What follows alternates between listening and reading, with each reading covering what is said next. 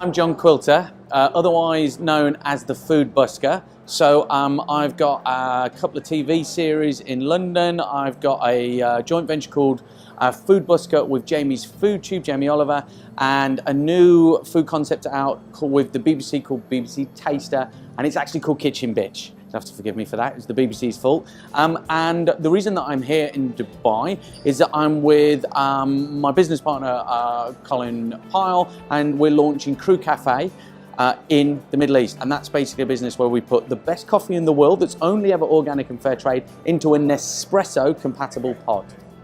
So yeah, the lawyers were having a few problems with that, but it's gone out. And basically it's a brand new platform where they put all their new ideas now, so pilots, experimental stuff, and this is the first ever interactive cooking program in the world. So you've got to go check it out. Kitchen Bitch, BBC Taster. Coffee is a fabulous product, and the fastest growing sector of the coffee market is the quality and the speciality blend. And basically, so me and my friends, Bodil Blaine, Colin Pyle and myself, we used to hang out in coffee shops, drinking great coffee. We said, why can't we get this great coffee at home in a convenient format? And it was Bodil's idea. She came up with this idea and we were like, let's do it. And so we're really passionate about doing, using fantastic beans, doing a really good job, making it as eco-friendly as we possibly can. We're really passionate about that. Making a really good product, we're really passionate about that. Bringing it to the people, you know, what's not to like? It's great fun and it takes us around the world. GRIF's amazing because the Middle East wants to do business. It's a very exciting market, and GRIF creates a portal for us to meet customers, meet distributors, meet partners. That's brilliant, that's invaluable to us to come here. It's a very efficient way, we don't waste time or money. And so a new startup like that, we can't afford to waste time. What's great about GRIF here in Dubai is that it gives us the opportunity to meet potential investors, potential distributors, and potential customers, hoteliers, retail presence. And while we've been here, we've been able to do local press. We've worked with local retailers with Spinneys. So it's almost like a one-stop shop, which for us is amazing. It's really interesting because this is the Middle East is clearly a growth market, but what's exciting about that is that we're coming out here and we're taking some of the ideas and taking them back to London. So you'll see in a lot of food concepts that are coming through to the fore in the UK, they're inspired by some of the ingredients that you can get here, spices particularly, and you can call it fusion food, but there's a great restaurant in London called Caravan and they would call it well-travelled food. And that's about fantastic quality ingredients, fantastic dishes from lots of different cultures.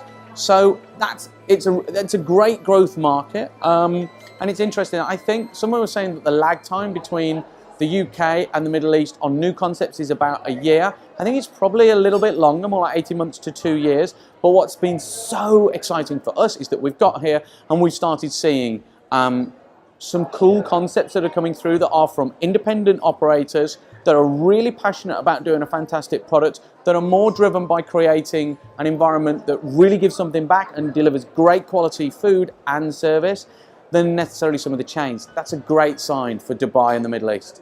For sure, for sure. You know, New York's going to argue with that, and I'm fine to have that argument with New York. What a great city to be in competition with.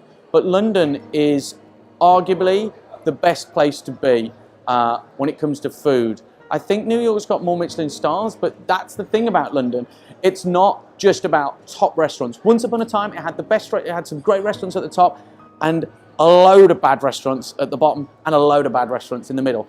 We've turned that around in a very short period of time, and now it literally is one of the most exciting places to be involved with food, number one. But number two, you've got this amazing social dining scene that's driven by social media and that's creating a whole host of new businesses with a whole host of new breed of business person. These are young entrepreneurs that don't necessarily have the experience of food and drink, but they've just said, I love burgers, or I love wraps. And they focus on that, they build a presence on social media, and there's so many success stories from London. It's great.